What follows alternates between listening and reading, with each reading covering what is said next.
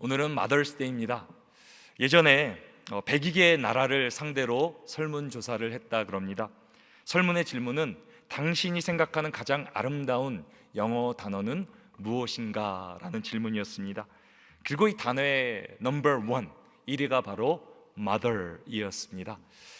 우리 예배 가운데 함께 하신 아름다운 이름을 소유하신 모든 어머니들, 우리 한번 박수로 한번 축하했으면 축복했으면 좋겠습니다. 여러분들이 이 땅을 사셨기에 우리가 이 땅을 또한 존재하는 줄 믿습니다. 또 아울러 이 시간에 함께 하신 또 우리 아버지들을 향해서 한번 박수로 한번 격려했으면 좋겠습니다.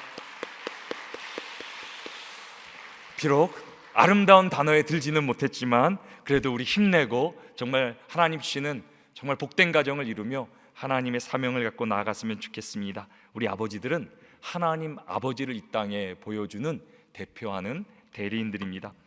우리 이 땅을 살아가는 모든 아버지들, 어머니들 진심으로 사랑하고 존경하며 축복합니다. 우리는 계속해서 예수만 섬기는 우리 집이라는 말씀 시리즈로 가정에 관한 말씀을 듣고 있습니다. 이 시대 가운데 가정은 흔들리는 것 같아도 절대로 가정은 무너지지 않습니다. 하나님께서 가정을 만드신 분이기 때문입니다. 하나님은 남자 여자를 만드시며 복을 주시며 가정을 이루게 하십니다.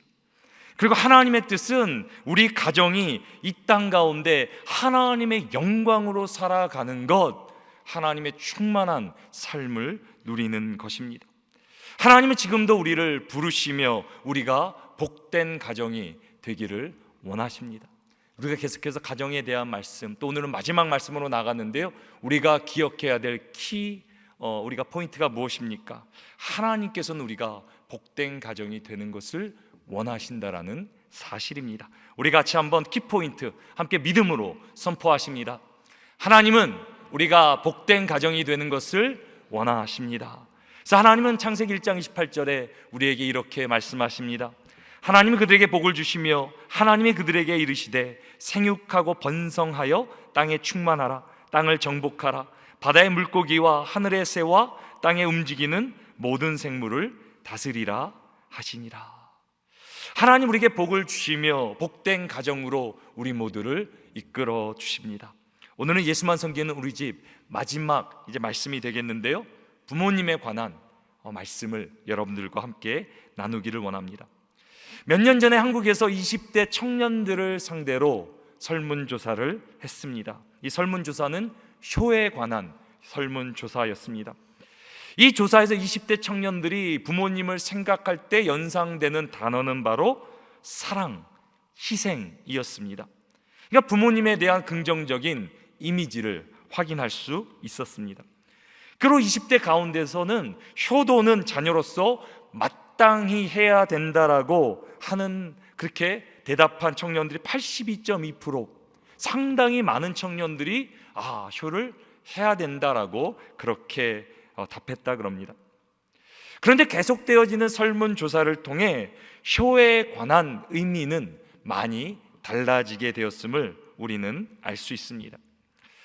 한국 20대 중에 50% 정도가 부모와 지속적으로 교류하는 것이 효라고 답했습니다.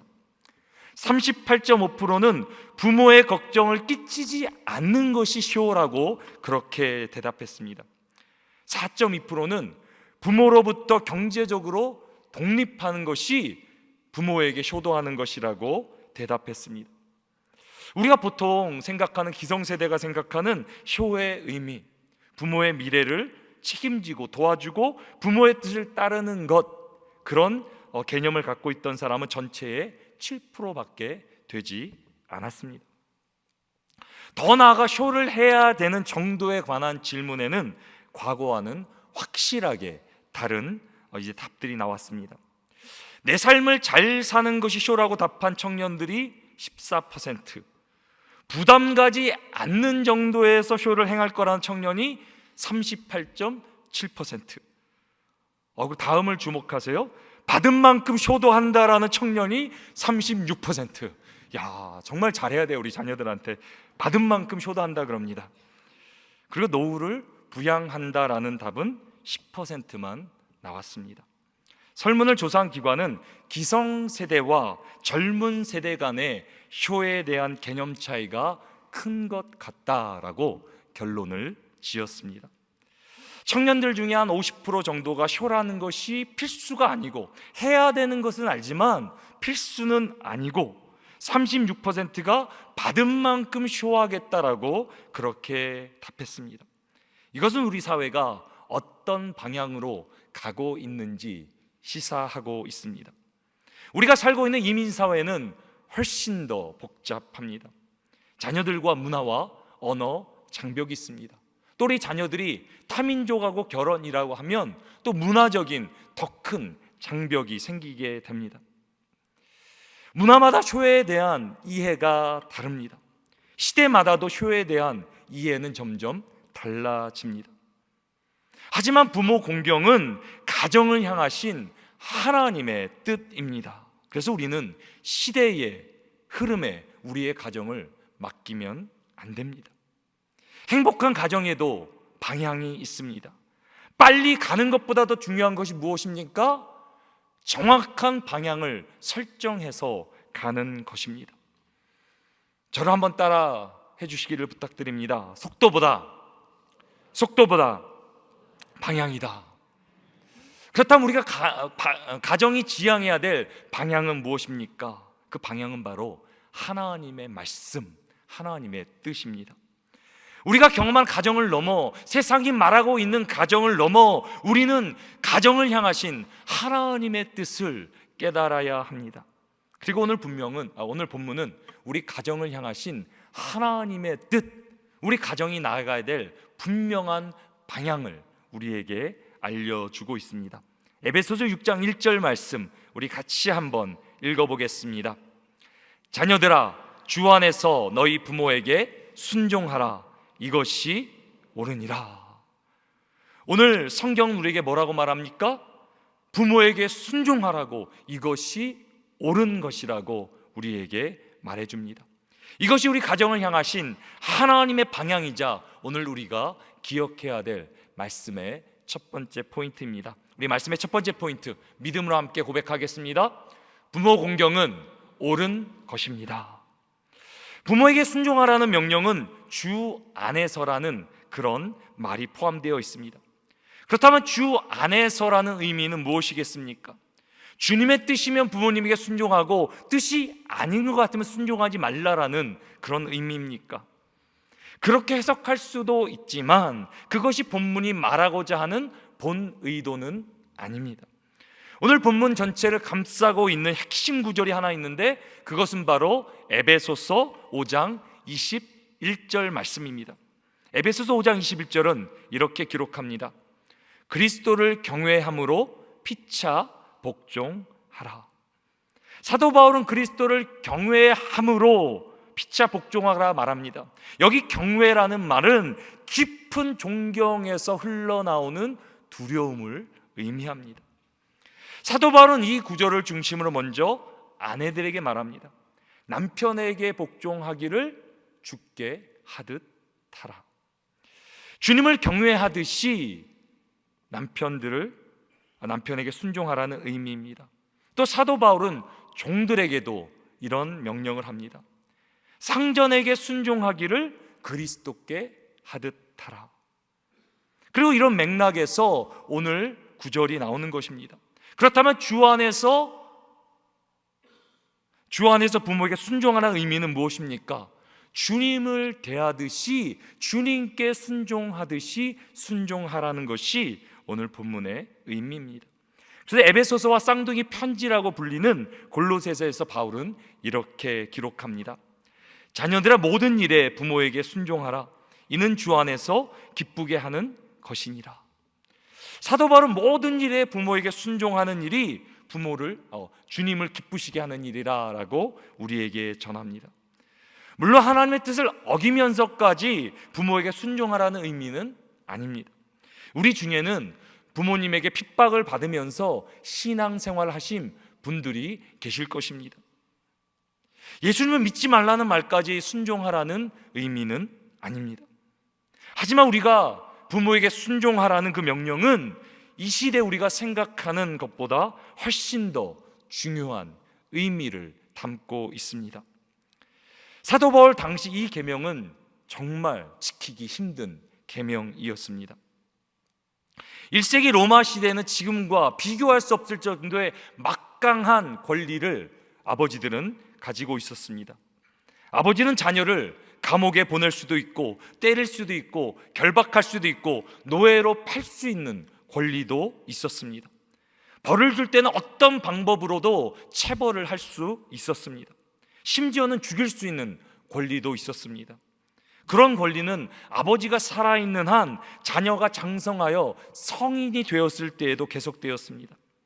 자녀가 태어나면 그 자녀를 살릴 수도 죽일 수도 있는 권리가 아버지에게 있었습니다. 그래서 약하거나 기형으로 태어났을 때는 아버지가 합법적으로 자녀를 죽일 수도 있었습니다. 심지어는 아들을 원하는데 딸이 태어나면 그 딸을 버리거나 팔 수도 있었습니다. 아버지의 권한이 이렇게 막강한데 부모에게 순종하라는 명령은 무의미하게 느껴질 수 있습니다. 하지만 오늘 본문의 부모에게 순종하라는 명령은 부모를 위한 말씀이 아닙니다. 이 명령을 통해 분명히 부모가 혜택을 누릴 수도 있지만 이 명령은 자녀에게 하는 명령입니다. 더 나아가 자녀를 복되게 하는 명령입니다. 그리고 부모 순종은 모든 인간 관계를 푸는 열쇠입니다. 저를 한번 따라해 주시기 바랍니다. 부모 순종은 모든 인간 관계를 푸는 열쇠입니다. 제가 이 의미가 무엇인지 여러분들에게 설명해 드리도록 하겠습니다. 성경이 전하고 있는 인류의 최초의 죄는 바로 다름 아닌 부모에게 순종하지 않은 죄입니다. 부모란 생명의 근원을 의미합니다. 그리고 아담과 하와의 부모는 누구입니까? 하나님 되십니다. 그래서 하나님을 아버지라고 그렇게 부릅니다. 하지만 아담과 하와는 생명의 근원 대신 하나님 아버지에게 불순종함으로 하나님 아버지와 단절됩니다. 이것이 인류의 타락인 것입니다. 그래서 인류의 타락은 가정의 타락입니다. 하나님 원래 부모라는 존재를 통해 생명의 근원 대신 하나님 아버지를 깨닫도록 가정을 디자인하셨습니다. 그래서 부모는 자녀에게 하나님 아버지 같은 존재예요. 생명과도 같은 존재예요. 부모는 자녀에게 생명을 주며 자녀를 양육합니다. 그리고 양육의 근본적인 목적은 자녀로 생명의 근원 대신 하나님을 깨닫게 하는 것입니다. 자녀는 부모를 신뢰하고 온전하게 순종함으로 하나님 아버지를 만나게 될 수 있습니다. 그러므로 인간은 영원한 생명 대신 하나님 아버지를 누리며 그 하나님 아버지의 영광을 이 땅에 드러내며 사는 것, 그것이 인간의 지음받은 목적입니다. 하지만 타락한 이후 어떻게 됩니까? 인류는 생명을 잃어버리고 생존이 목적이 되어집니다. 그리고 양육의 목적 또한 생존이 되어버렸습니다. 더 이상 양육이 생명의 근원 대신 하나님을 깨닫게 하는 것이 아니라 자녀의 생명을 돌보고 세상에서 생존하는 능력을 기르게 하는 것, 그것이 세상이 말하는 양육이 되어버렸습니다. 사랑하는 성도 여러분, 만약에 우리의 인류의 조상 아담과 하와가 범죄하지 않았더라면 하나님 아버지를 깨닫는 것은 너무나 우리에게 자연스러운 일이었을 것입니다. 생명으로 충만했기 때문에, 모든 것이 풍성했기 때문에 생존을 우리는 원래 걱정할, 염려할 필요가 없었습니다. 부모들의 역할이 무엇입니까? 자녀들을 하나님께 연결시켜 주는 그런 역할을 부모가 감당했습니다. 그래서 부모는 자녀들을 하나님께로 연결시켜 주는 연결고리였습니다. 그리고 자녀들은 생명을 주신 하나님을 부모를 통해 만나게 되고 깨닫게 되었습니다. 만약에 필요하다면 아담 할아버지와 하와 할머니를 만나 우리가 하나님으로부터 왔다라는 사실을 객관적으로도 확인할 수 있었을 것입니다. 우리의 삶을 통해, 우리의 부모님을 통해 또 아담과 하와를 통해 우리는 하나님이 우리의 생명의 근원 되심을 우리는 확인할 수 있었을 것입니다. 누가복음 3장 37절과 38절은 인류 족보의 근원을 이렇게 우리에게 증거합니다. 우리 같이 한번 읽어보십니다. 그 위는 무드셀라요, 그 위는 에녹이요, 그 위는 야렛이요, 그 위는 마할랄렐이요, 그 위는 가이난이요, 그 위는 에노스요, 그 위는 셋이요, 그 위는 아담이요, 그 위는 하나님이시니라. 인류에게 생명을 주신 분은 하나님이시라 성경은 말합니다. 그래서 아담 위는 하나님이시라. 아담의 생명의 근원, 모든 인류의 생명의 근원은 하나님이시라. 그래서 우리는 하나님을 아버지라고 부릅니다. 하지만 아담과 하와가 하나님 아버지와의 불순종함으로 말미암아 관계가 깨어집니다. 하나님과의 관계가 깨어지자 인간 관계도 깨어지게 됩니다. 결국 아담과 하와는 자녀 양육에 실패하게 됩니다. 가인도 부모같이 하나님께 불순종하게 되고 결국 동생 아벨을 돌로 쳐 죽이는 비극적인 사건이 가정 가운데 일어납니다. 인류 최초의 죄는 부모에게 순종하지 않은 죄입니다. 그래서 하나님은 이스라엘을 하나님 백성으로 부르시면서 부모를 순종하라라는 이 명령을 주십니다. 오늘 본문 2절 말씀 같이 한번 읽어보도록 하겠습니다. 내 아버지와 어머니를 공경하라. 이것은 약속이 있는 첫 계명이니. 오늘 본문 2절은 사도 바울이 십계명의 5번째 계명을 인용한 것입니다. 사도 바울은 부모를 공경하는 계명이 약속 있는 첫 계명이라고 우리에게 알려줍니다. 이것이 오늘 우리가 기억해야 될 말씀의 두 번째 포인트입니다. 우리 같이 한번 두 번째 포인트, 믿음으로 함께 고백하십니다. 부모 공경은 약속 있는 첫 계명입니다. 우리가 십계명의 5째 계명을 보기 전에 먼저 십계명 전체를 한번 살펴보도록 하겠습니다. 예전엔 십계명을 많이 외우기도 했는데 지금도 외우시는 분이 계실 것입니다. 우리 같이 한번 십계명을 함께 읽어보도록 하겠습니다. 우리 1번부터 첫 계명부터 읽어보십니다. 너는 나 외에는 다른 신들을 내게 두지 말라. 너를 위하여 우상을 만들지 말라. 너는 내 하나님 여호와의 이름을 망령되게 부르지 말라. 안식일을 기억하여 거룩하게 지키라. 내 부모를 공경하라. 살인하지 말라. 간음하지 말라. 도둑질하지 말라. 내 이웃에 대하여 거짓 증거하지 말라. 내 이웃의 집을 탐내지 말라. 우리가 이 첫째 계명부터 넷째 계명까지는 하나님과의 관계를 설명하는 계명이라고 말합니다. 또 5번째부터 10번째까지는 사람과의 관계를 설명해 주는 계명이라고 합니다. 근데 신기하게도 유대인들은 내 부모를 공경하라는 이 5번째 계명을 처음 4번째 계명하고 함께 묶습니다. 원어적인 문맥에서도 이 5번째 이 계명은 첫 번째 처음 4개의 계명과 함께 갑니다. 다시 말하면 내 부모를 공경하라는 것이 하나님과의 관계, 또 사람과의 관계를 이어주는 역할을 한다라는 말입니다. 원래 가정을 향한 하나님의 뜻이 무엇이었습니까? 부모를 공경하는 것이 곧 하나님을 공경하는 것이고, 하나님을 공경하는 것이 곧 부모를 공경하는 것입니다. 그리고 하나님은 이 부모 공경을 가리키는데, 이 계명에 대해서 말하는데 상당히 하나님의 백성 이스라엘 가운데 비중 있게 가르쳐 줍니다. 그래서 레위기 19장 2절과 3절은 이렇게 기록합니다. 너는 이스라엘 자손의 온 회중에게 말하여 이르라. 너희는 거룩하라. 이는 나 여호와 너희 하나님이 거룩함이니라. 너희 각 사람은 부모를 경외하고 나의 안식일을 지키라. 나는 너희의 하나님 여호와이니라. 여기 경외하다라고 나오는 단어는 하나님에게만 사용되는 특별한 단어입니다. 그런데 하나님께서는 이 단어를 부모에게 사용하십니다. 하나님을 대하듯이 부모를 대하라는 말입니다.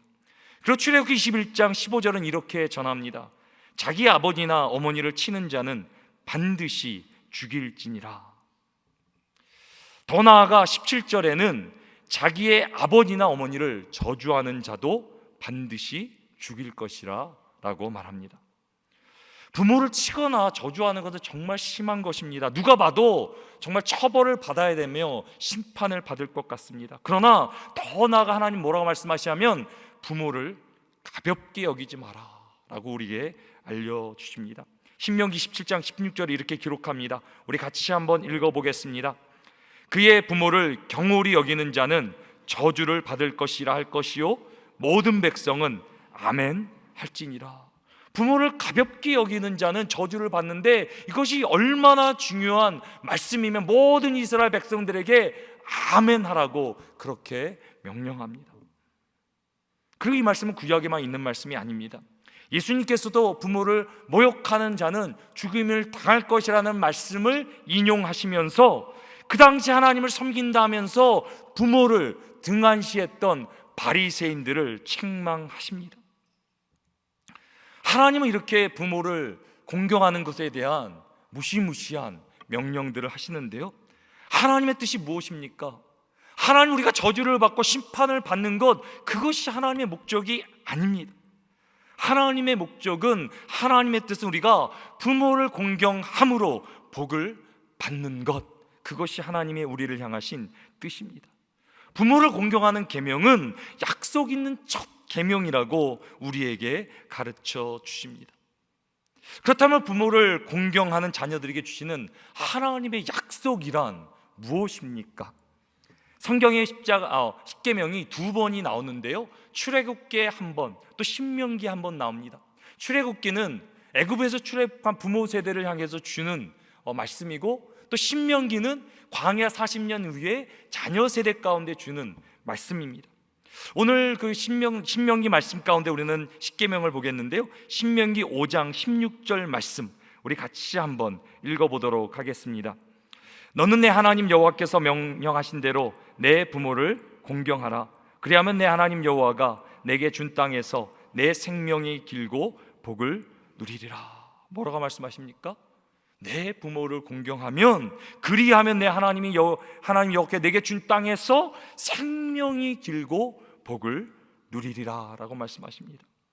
제가 말씀을 준비하면서 제 안에 들었던 간절한 기도와 소망은 이것입니다. 우리 성도들이 말씀을 제대로 믿는 것입니다.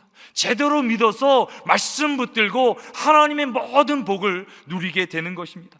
그저 세상에 마지못해 할 수 없어 그냥 끙끙대며 사는 것이 아니라 하나님 주신 약속을 믿고 행하고 말씀 붙들고 살아가면서 생명이 충만하고 하나님의 복으로 충만한 삶을 살아가는 것입니다. 저는 우리 모두의 삶이 이렇게 되기를 주님의 이름으로 축원합니다.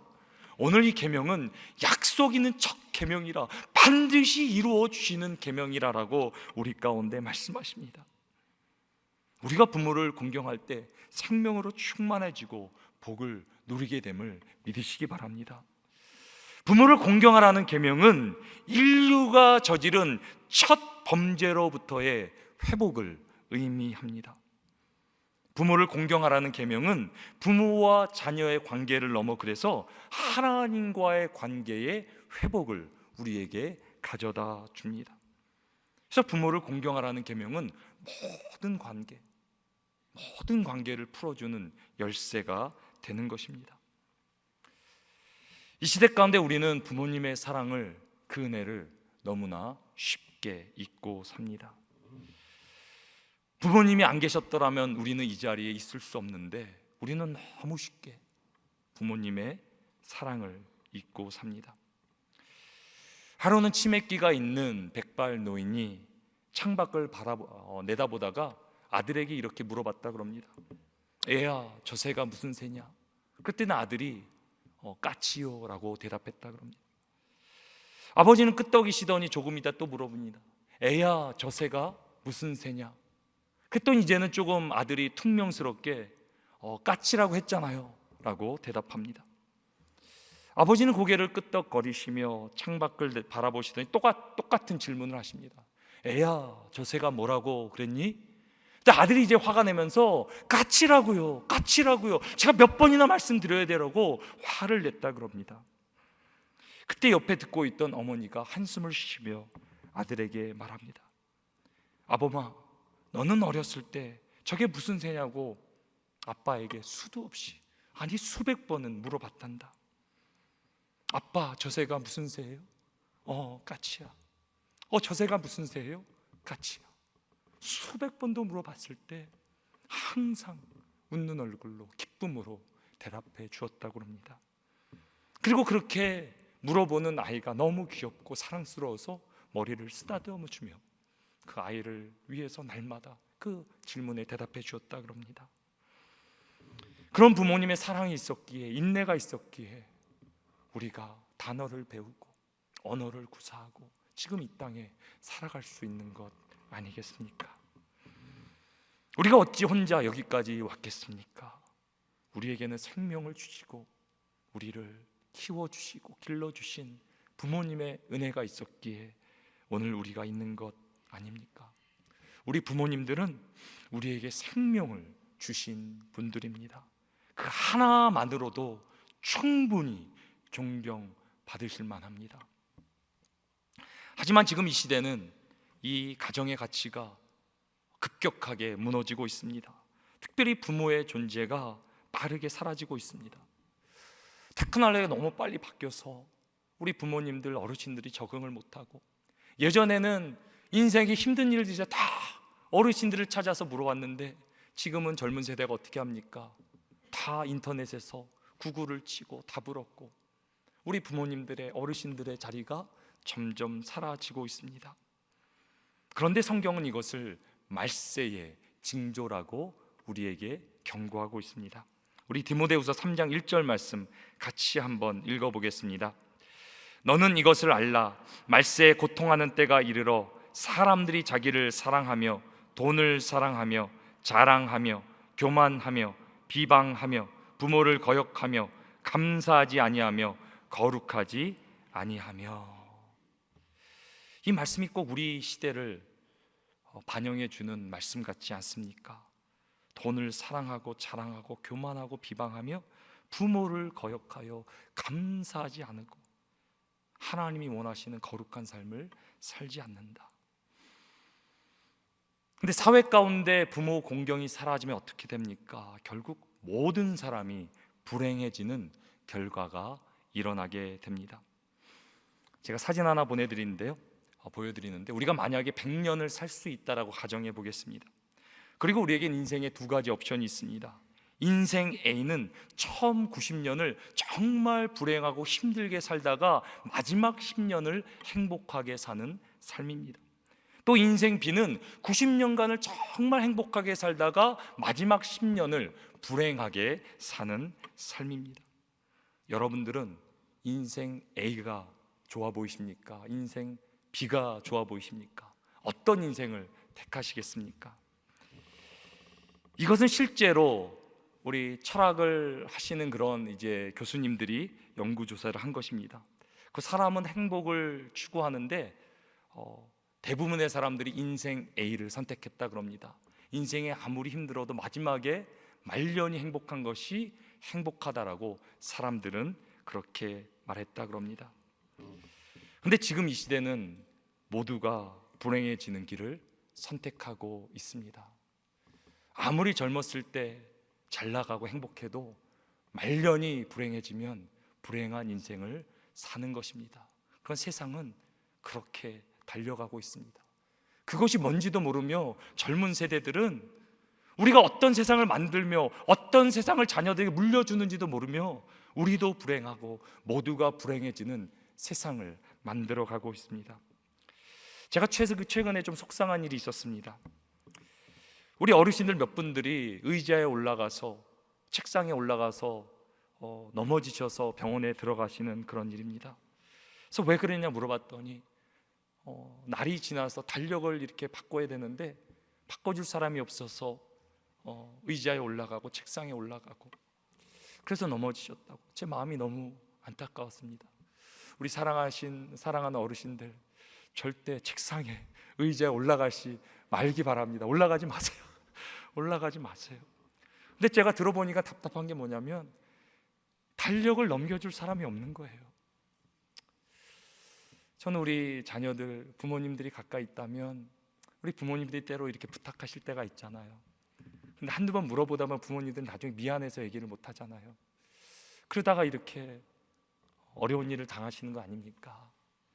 정말 우리는 때로 하나님 말씀 가운데 우리를 다시 돌아봐야 되고 깨달아야 되고, 무엇이 우리를 가장 복되게 하고 값지게 하는지, 우리는 어떤 세상을 꿈꾸고 어떤 세상을 만들어야 되는지 우리는 하나님 말씀을 통해 배워야 됩니다. 성경 우리에게 뭐라고 가르쳐주고 있습니까? 내 부모를 공경하라. 그리하면 내 하나님 여호와께서 내게 준 땅에서 내 생명이 길고 복을 누리리라. 결국 내 부모를 공경하라는 이 명령은 자신에게 돌아오게 되어 있습니다. 인생의 말년에 생명을 누리고 복을 누리게 되어 있습니다.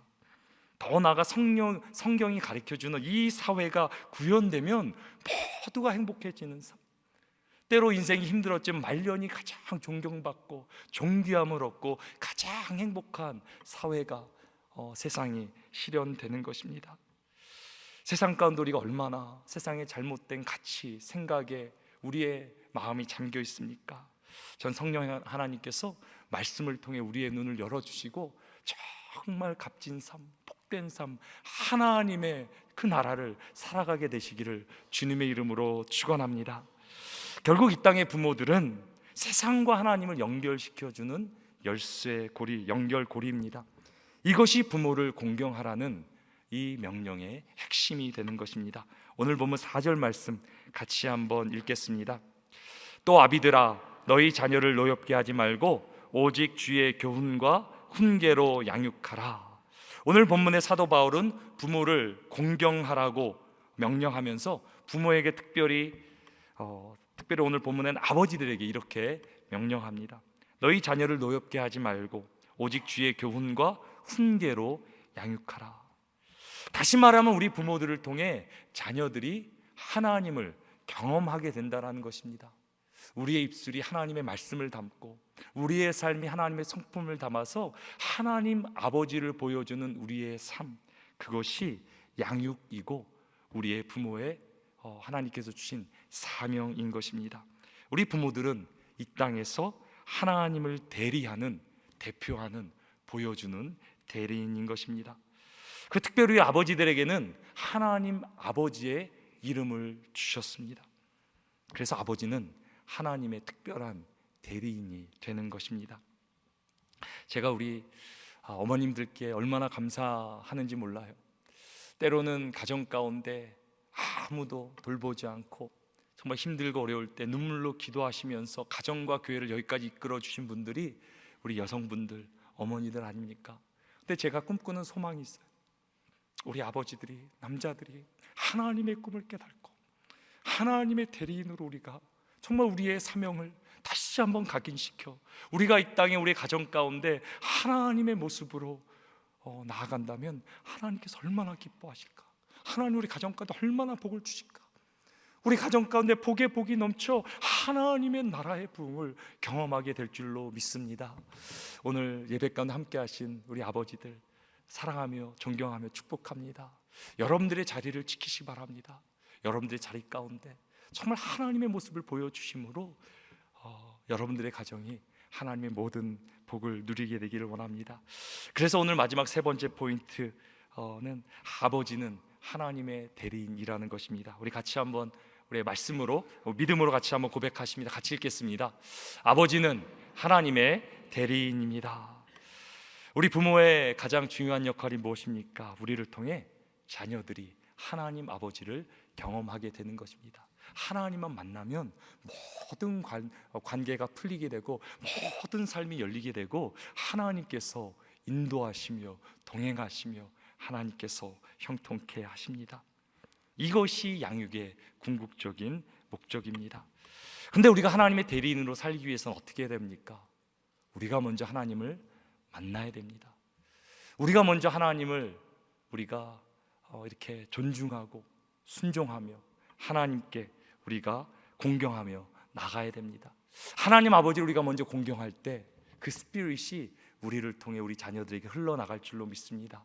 우리가 억지로 이 땅 가운데 막 싸우며 살아가는 것이 아니라 우리가 하늘 아버지를 사랑하고 공경하고 그 모습을 통해 우리의 자녀들이 하나님 사랑함을 배우고 그러므로 말미암아 우리 가정 가운데 하나님 나라가 임하는 하나님의 복된 가정이 펼쳐지기를, 그 복된 가정으로 살아가게 되기를 주님의 이름으로 축원합니다.